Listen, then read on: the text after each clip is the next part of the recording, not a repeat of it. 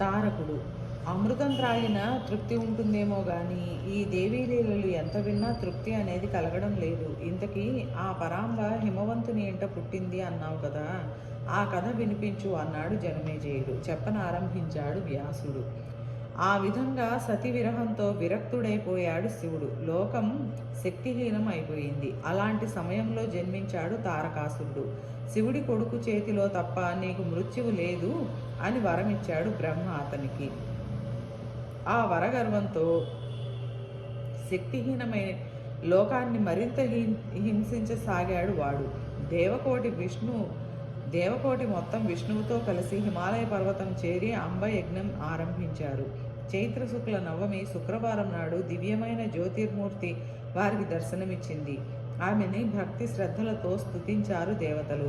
తారకాసురుడి విషయం చెప్పారామెకు. నా శక్తి అంశ హిమవంతుడి ఇంట గౌరీగా ఆవిర్భవిస్తుంది. గౌరీ శంకరులకు సంధానించండి. వారి సంతానం వల్ల తారక సంహారం లోక కళ్యాణం జరుగుతాయి అని చెప్పింది ఆమె. అనంతరం హిమవంతుడి కోరిక మేర తన విశ్వరూపాన్ని ప్రదర్శించింది ఆమె. ఆ విరాట్ రూపం నుంచి 1000 రకాల జ్వాలలు పుడుతున్నాయి. ఆమె నాలికతో పెదవులు తడుపుకుంటూ ఉంది. పటపట పళ్ళు కొరుకుతూ ఉంది. కళ్ళలో నిప్పులు కురుస్తోంది. ఆమె చేతుల్లో అనేక రకాల ఆయుధాలు ఉన్నాయి. బ్రాహ్మణులు క్షత్రియులు ఆమెకు ఆహారం. 1000 శిరస్సులు ఆమెకి, 1000 నేత్రాలు, 1000 పాదాలు, కోటి మెరుపులు మెరుస్తోందామె. కోటి సూర్యుడిలా వెలిగిపోతోంది. ఎంతో క్రూరంగా ఉంది. ఎంతో భయంకరంగా ఉంది. గుండెలు జలధిరింప చేసేట్టు ఉంది. దేవతలు తట్టుకోలేక స్పృహ తప్పారు. వేదాలు వారిని మేల్కొలిపాయి. ఆమెను ఎంతగానో స్తుతించాయి. వేద ప్రార్థనను ఆలించి తన ఘోర రూపం ఉపసంహరించుకుంది దేవి. సహజ సుందర రూపం దాల్చింది. ఈ విశ్వరూపాన్ని ఎవరు తలుచుకుంటారో వారి భయాలన్నీ పటాపంచలవుతాయి. పరాశక్తి అనుగ్రహం సర్వదా కలుగుతుంది. అనంతరం దేవి హ్రీంకారం గురించి చెప్పింది. యోగం గురించి చెప్పింది. బ్రహ్మ విద్యను ఉపదేశించింది. భక్తి జ్ఞానాన్ని ఉపదేశించింది. తీర్థోత్సవ వ్రతాలు కూర్చి చెప్పింది. పూజా విధిని వివరించింది. ఇది గౌరీ లక్ష్మి తిరిగి అవతరించిన కథ. అమ్మవారి విశ్వరూపం వర్ణించబడిన రహస్యోపాఖ్యానం ఇది. పరమ పవిత్రమైన కథ ఇది. విన్నా చదివినా పవిత్రత కలిగిస్తుంది. వేదాభ్యాస ప్రోక్తమైన శ్రీదేవి భాగవతంలో 41 అధ్యాయాలతో నవనీత తుల్యమైన సప్తమ స్కంధం ఈ విధంగా సమాప్తమయ్యింది. శ్రీదేవి భాగవతము 8వ స్కంధము. 7 స్కందాలు విన్నా ఏమాత్రమూ తనివి తీరని దేవి లీలామృత పాన లాలసుడైన జనమేజయుడి ప్రశ్నలకు బదులుగా యోగాచార్య ప్రవర్తకుడైన నారాయణుడు పూర్వం నారదుడికి చెప్పిన విషయాలు చెబుతాను విను అని చెప్పసాగాడు వ్యాసుడు. ఆదివరాహుడు. నారాయణుడు నారదుడికి చెబుతున్నాడు. ఆ ఆది మనువు స్వయంభువుడు. ఆ బ్రహ్మ ఆజ్ఞ ప్రకారం దేవి గురించి తపస్సు చేశాడు. ఆమె అతని ముందు సాక్షాత్కరించింది. ఏం కావాలో కోరుకోమంది. ప్రజా సృష్టి నిర్విఘ్నంగా సాగే వరం ఇవ్వమన్నాడు మనువు. అలాగేనని చెప్పి ఆమె అంతర్హితి అయింది. మనువు బ్రహ్మ దగ్గరకు వచ్చాడు. ఇంకా నిరాటంకంగా ప్రజా సృష్టి చేస్తాను. నాకు ప్రశాంతమైన ఏకాంత ప్రదేశాన్ని అనుగ్రహించు అని కోరాడు మనువు. నాయన, ఎంతో కాలంగా సృష్టి చేస్తున్నాను, కానీ ఈ భూమి మీద నిలకడ లేకుండా అస్తమానం నీటిలో మునిగిపోతూ ఉంది. ఆ ఆది పురుషుడి సహకారం లేదే నా ప్రయత్నం సఫలమయ్యేలా లేదు అంటూ ఆలోచనలో పడ్డాడు బ్రహ్మ. అప్పుడు అతని ముక్కును పన్నుండి ఆవిర్భవించాడు శ్రీ వరాహమూర్తి. అంగుళ ప్రమాణంతో వచ్చి అంతలోనే ఏనుగంత పెరిగాడు. చూస్తుండగానే మహాపర్వతం అంతా ఎదిగాడు. లోక భీకరంగా గర్జించాడు. నీటి జంతువుల్ని తప్పించుకుంటూ సముద్రంలో చొరబడ్డాడు. ఆ ఆదిపురుషుడు భూమిని తన కోరలపైన పైకెత్తాడు. అలా నీళ్లలో నుంచి భూమిని పైకి తెచ్చాడు యజ్ఞపురుషుడు, మహావిష్ణువు అయిన వరాహమూర్తి. బ్రహ్మ, మనువు మొదలైన 50 మంది సంతోషించారు, స్తోత్రం చేశారు. అంతలోనే హిరణ్యాక్షుడు వచ్చి అడ్డుకొన్నాడు. తన గదతో ఆ రాక్షసుని చావబాదేశాడు వరాహమూర్తి. అనంతరం అతి విచిత్రంగా భూమిని నీళ్ల మీద నిలబెట్టి తాను వైకుంఠానికి వెళ్ళిపోయాడు. మను సంతతి. వరాహమూర్తి వెళ్ళాక బ్రహ్మ భూమి మీద ప్రజాసృష్టి చేయమని మనువుకు చెప్పాడు. తండ్రి ఆజ్ఞను కార్యరూపంలో పూనుకొన్నాడు స్వయంభూ మనువు. ప్రియవ్రతుడు ఉత్తానపాదుడు అనే ఇద్దరు కొడుకుల్ని కన్నాడు. ఆకూతి, దేవహూతి, ప్రసూతి అనే ముగ్గురు కూతుళ్ళని కని వాళ్ళని వరుసగా రుచికి, కర్దముడికి, దక్షుడికి ఇచ్చి పెళ్లి చేశాడు. ఆకూతికి యజ్ఞపురుషుడు, దేవహూతికి కపిలుడు, ప్రసూతికి ఎందరో కన్యలు కలిగారు. ప్రసూతి సంతానం దేవతల్ని, మానవుల్ని, పశుజాతిని కన్నారు. కపిలుడు సాంఖ్యయోగ ప్రవర్తకుడై తల్లికి జ్ఞానోపదేశం చేసి అనంతరం పులహుడి ఆశ్రమానికి వెళ్ళిపోయాడు. ఇప్పటికీ అక్కడే ఉన్నాడు. ఆయన తలుచుకుంటే చాలు సాంఖ్యయోగం దానికదే సిద్ధిస్తుంది. వరప్రదాత అతడు. అతనికి నా నమస్కారం. మన్వంతరంలో యజ్ఞపురుషుల గురించి రాక్షసుల్ని చంపేశారు. ఇది మన కుమార్తెల చరిత్ర. ఇక కుమారుల చరిత్రని, వాళ్ళ ద్వీపాలని, వాళ్ళ వర్షాలని, సముద్రాలని చేసిన వ్యవస్థను విను. స్వయంభువుడి పెద్ద కొడుకు ప్రియవ్రతుడు. అతని 10 మంది కొడుకులు అగ్ని బిరుదాంచితుడులయ్యారు. వారిలో కవి, సవనుడు, మహావీరుడు ముగ్గురు వైరాగ్యంతో పరమహంసాశ్రమం స్వీకరించారు. ఊర్జస్వతి అని ఒకటే కూతురు. మరో భార్య గర్భంలో ఉత్తముడు, తామసుడు, రైవతుడు అని ముగ్గురు కుమారులు పుట్టారు. వాళ్ళు ముగ్గురు 3 మన్వంతరాలకు ఆధిపతులయ్యారు. ప్రియవ్రతుడి రాజకాలంలో సూర్యుడు యువతల నుంచి అవతలికి వెళ్ళడంతోనే ఈ ప్రక్క అంతా అంధకారమైంది. తన రాజ్యంలో చీకటి ఉండకూడదని భావించిన ప్రియవ్రతుడు రథం ఎక్కి 7 సార్లు భూప్రదక్షిణం చేశాడు.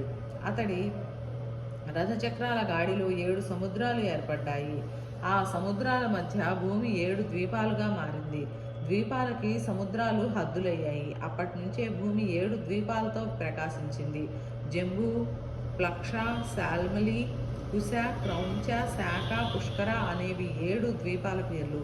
ఒకదానికన్నా మరొక దాని పరిణామం రెండింతలు. వాటిని చుట్టి ఉన్న సముద్రాలు వరుసగా ఉప్పు, చెరుకు, సురోద, నెయ్యి, పాలు, పెరుగు, మంచినీళ్ల సముద్రాలుగా పేర్పడ్డాయి. అగ్ని బిరుదాంచితులైన 10 మంది కొడుకుల్లో 3 విరాగులు కాగా మిగిలిన 7గురికి భూమిని పంచాడు ప్రియవ్రతుడు. కుమార్తె అయిన ఊర్జస్వతిని శుక్రాచార్యుడికిచ్చి పెళ్లి చేసి బాధ్యతలు తీర్చుకొని సన్యాసం పుచ్చుకొన్నాడు. జంబూద్వీపే భరతవర్షే. జంబూద్వీపం పరిమాణం 1,00,000 యోజనాలు. అందులో వేల యోజనాల పరిమాణంలో ఇలావృతం, రమ్యకం, హిరణ్మయం, గురు, హరి, కింపురుష, భౌతిక, కేతుమాల, భద్రాస్వ అని 9 వర్షాలున్నాయి. అన్నిటికీ నడిబొడ్డులో ఉంది ఇలావృత వర్షం. అక్కడే మేరు పర్వతం ఉంది. 1,00,000 యోజనాల ఎత్తైన బంగారు కొండ మేరు పర్వతం.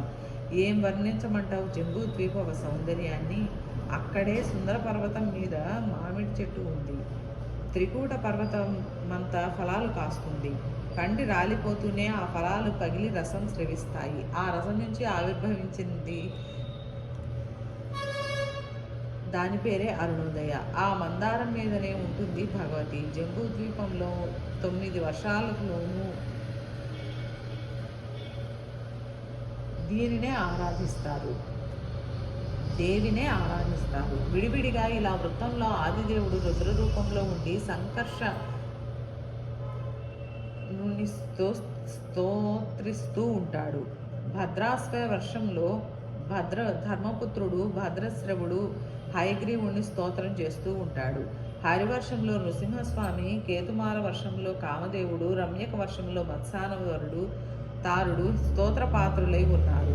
హిరణ్య వర్షంలో కూర్మావతారుడు, ఉత్తర దేశంలో వరాహమూర్తి, కింపురుష వర్షంలో శ్రీరాముడు నుదులను అందుకుంటూ ఉంటాడు. నాయన, ఇది భారత వర్షం. ఇక్కడ శ్రీమన్నారాయణుడైన నన్నే పూజించి స్తోత్రం చేస్తూ ఉంటారు. ఈ భరతవర్షంలో మలయం, మంగళప్రస్థం, మైనాకం, త్రికూటం, వృషభం, కూకటం, పుటకం, కోల్ల, సహ్యం, దేవగిరి, ఋష్యమూకం, శ్రీశైలం, వెంకటగిరి, మహేంద్రం, వారిధారం, వింధ్యం, ముక్తిమంతం, రూక్షం, పారియాత్రం, ద్రోణం, చిత్రకూటం, గోవర్ధనం, రైవతకం, కుగుంభం, నీల, గౌరీముఖం, ఇంద్రకీలాలు మొదలైనవి. కామగిరి ఇవి ప్రసిద్ధమైన పర్వతాలు. ఆ ప్రసిద్ధాలు ఇంకా అనేకం ఉన్నాయి. ఈ పర్వతాలలో పుట్టి సర్వపాప నాశకాలైన నదులు ఉన్నాయి. తామ్రవర్ణి, చంద్రవంశ, కృతమాల,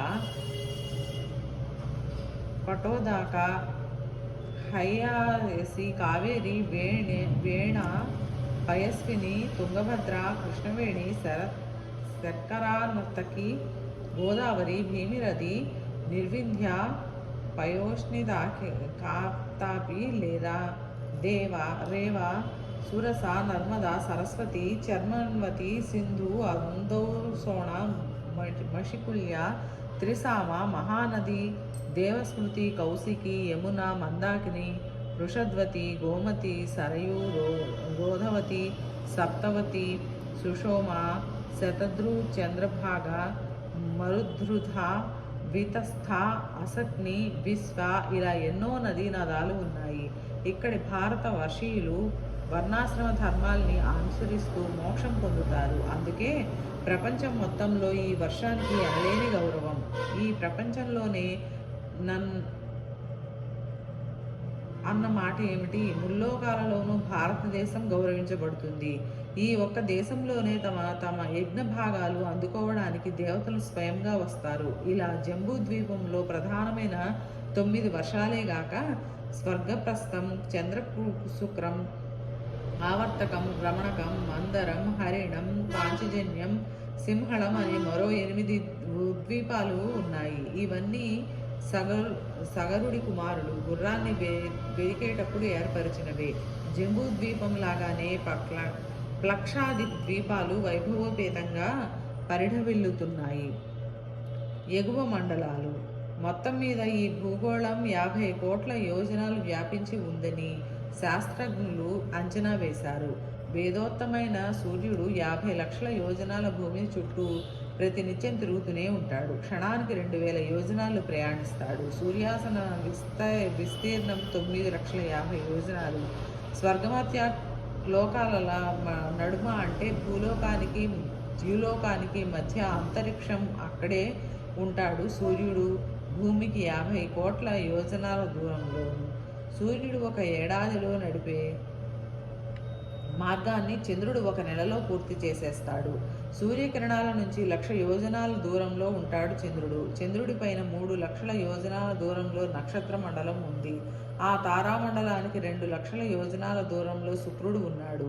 అతనికి 2 లక్షల యోజనాల దూరంలో బుధుడు, అతనికి 1,00,000 యోజనాల దూరాన కుజుడు, ఆయనకి 2 లక్షల యోజనాల అవతల బృహస్పతి ఉన్నారు. బృహస్పతి నుంచి 2 లక్షల యోజనాల ఎడంలో శనేశ్వరుడు ఉంటాడు.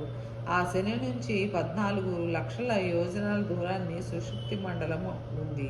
లోక కళ్యాణార్థం విష్ణుపదుడైన ధ్రువ మండలానికి ప్రదక్షిణం చేస్తుంటారు సప్తర్షులు.